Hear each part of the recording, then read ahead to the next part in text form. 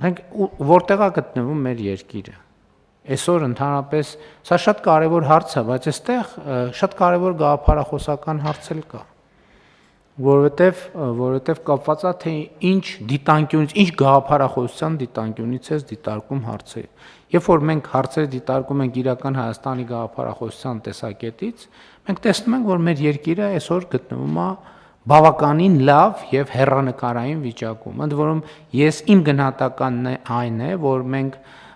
դժոխային իրադարձությունների միջով անցնելով հիմա հասել ենք մի կետի,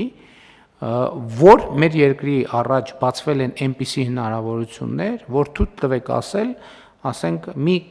չեմ ուզում տեն շատ տարածական բան ասել, բայց մեր պատմության մեջ մենք այսպիսի շանս ապահովելու մեր պետության հարարտևությունը առաջիկա հարյուրամյակների համար երբեք չենք ունեցել։ Իհարկե, ակնհայտ է, որ կան նաև սպառնալիքներ։ Եվ ընդ որում այդ սպառնալիքները եղել են միշտ։ Ոչ մի նոր սպառնալիք չկա։